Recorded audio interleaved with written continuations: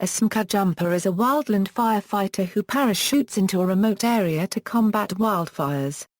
Smokejumpers are most often deployed to fires that are extremely remote. The risks associated with this method of personnel deployment are mitigated by a training program that has developed over more than 70 years. Smokejumpers are capable of reaching a wildfire shortly after ignition when it is still relatively small and extinguishing the blaze before it becomes a problem to land managers and the public.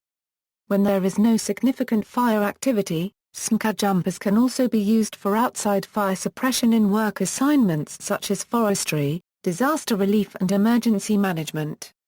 Smokejumpers worldwide. Smokejumpers are employed in large numbers by the Russian Federation and the United States Forest Service. Russia maintains more Smokejumpers than any other nation in the world and claims the longest history of established Smokejumping of any nation. History.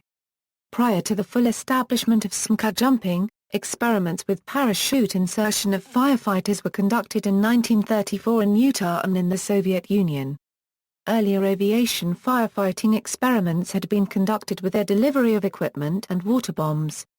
Although this first experiment was not pursued, another began in 1939 in Washington's Metho Valley, where professional parachutists jumped into a variety of timber and mountainous terrain, proving the feasibility of the idea.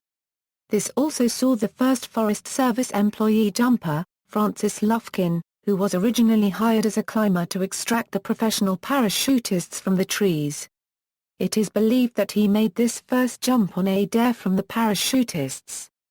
The following year, in 1940, permanent jump operations were established at Winthrop, Washington and Ninemal Camp, an abandoned civilian conservation corps camp located a mile north of the Forest Service's Ninemal Remount Depot at Houston, Montana, about 30 miles northwest of Missoula. The first actual fire jumps in the history of Smokejumping were made by Rufus Robinson and Earl Cooley at Rock Pillar near Martin Creek in the Nez Perce National Forest on July 12, 1940, out of Ninemal, followed shortly by a two-man fire jump out of Winthrop. In subsequent years, the Ninemal camp operation moved to Missoula, where it became the Missoula Smokejumper base.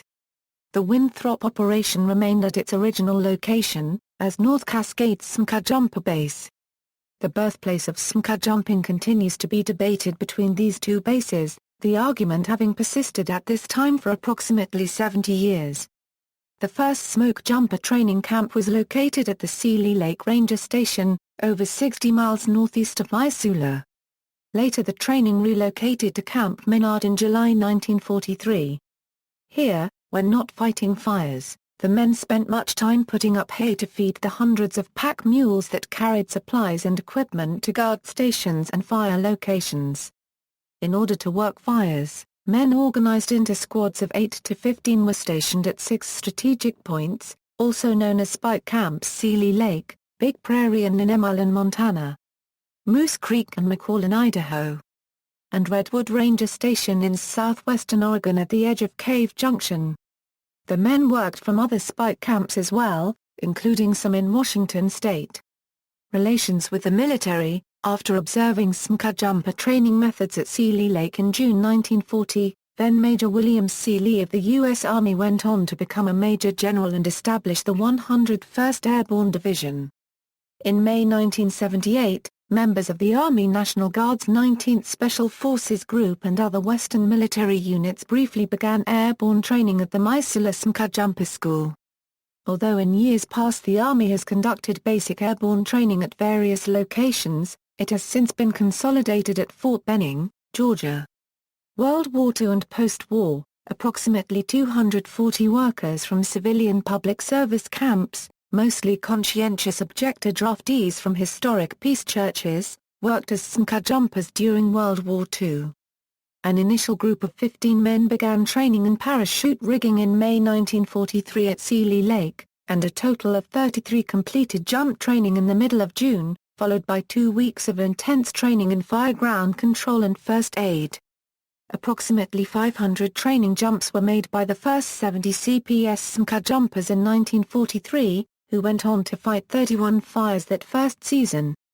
In 1944 their number increased to 110, and in 1945 to 220, As more equipment became available from the War Department, 29 jumpers battled the remote Bell Lake fire in September 1944, among 70 fires suppressed that year, and 179 were fought in the Missoula region alone by September 1945, with other jumpers assigned to McCall and Cave Junction. The last CPS Smokejumper left the service in January 1946. The 555th Parachute Infantry Battalion gained fame as the only entirely black airborne unit in United States Army history. The 555th was purportedly not sent to combat because of segregation within the military during World War II. However, in May 1945, it was sent to the west coast of the United States to combat forest fires ignited by Japanese balloons carrying incendiary devices, an operation designated Operation Firefly.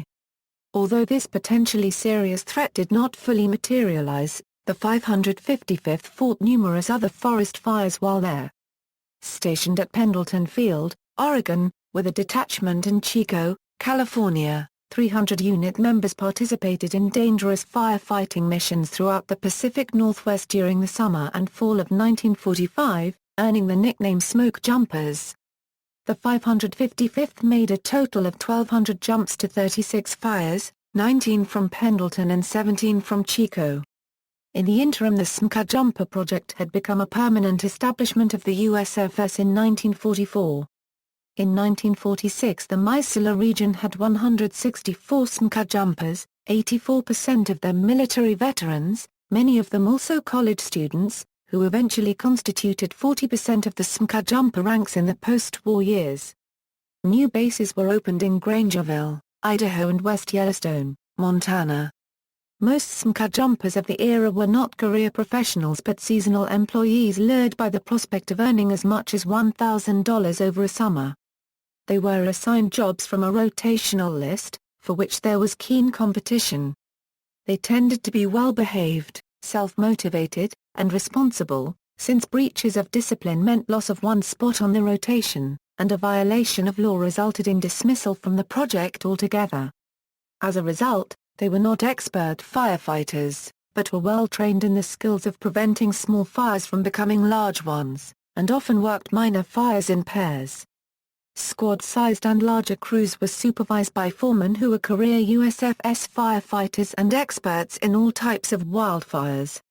Man Gulch Fire, the largest disaster involving Smokejumper deaths on the job, was the Man Gulch Fire blow-up of 1949, which occurred north of Helena, Montana at the Gates of the Mountains area along the Missouri River. 13 firefighters died during the blow-up, 12 of them jumpers. This disaster directly led to the establishment of modern safety standards used by all wildland firefighters. Noted author Norman MacLean described the incident in Young Men and Fire.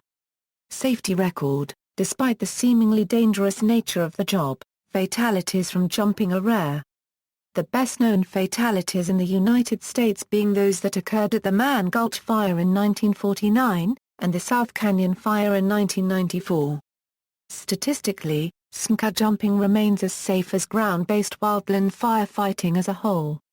Although jump injuries do occur, they are not frequent, and Smokejumper personnel take deliberate precautions before deciding whether to jump a particular fire. Multiple factors are analyzed, and then a decision is made as to whether it is safe to jump the fire or it is unsafe. Bases tend to look for highly motivated individuals who are in superior shape and have the ability to think independently and react to changing environments rapidly. Because of their fire experience and physical conditioning, most hotshots make good Smokejumpers. Smokejumping is not a crew-based firefighting tactic, and it takes time for firefighters who have been entrenched within the crew mentality to break free and think independently.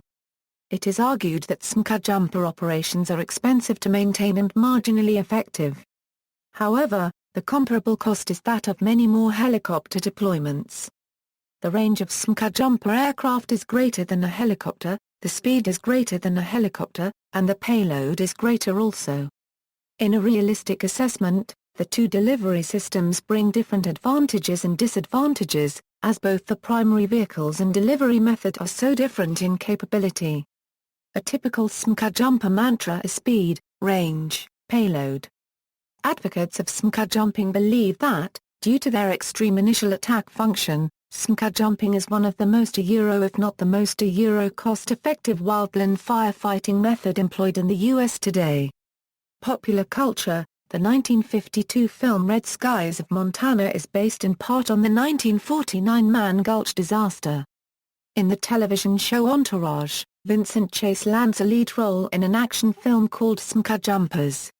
Author Nora Roberts' April 2011 novel Chasing Fire is set among the Zulus of the Missoula Smokejumper base. They are also featured in the 1985 novel Wildfire by Richard Martin Stern, the 1989 Steven Spielberg film Always, the 2002 made-for-television movie Superfire, and the 1998 film Firestorm, the latter two of which were critically panned for their wild inaccuracies in depicting the profession. Smokejumpers are described in Philip Connor's 2011 book Fire Season. Author Nora Roberts' 2011 novel Chasing Fire also details the lives and loves of a group of Smokejumpers. In the 2008 TV movie Trial by Fire, Kristen Scott attempts to join the Smokejumpers after her father's death in a house fire a day before he retired from duty. The 2001 novel by Nicholas Evans, The Smokejumper.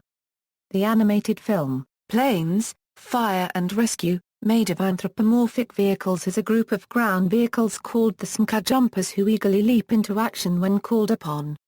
See also, Wildland Fire Suppression, Fire Use Module, Hell Attack, National Smokejumper Association, References, BBC Radio 4, Book of the Week, Fire Season, Episode 1, External links, California Smokejumpers official site.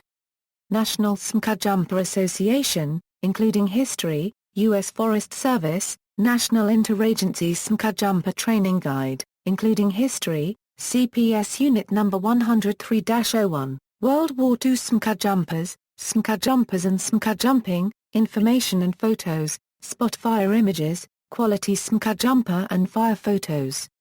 Earl Cooley, Daily Telegraph Obituary.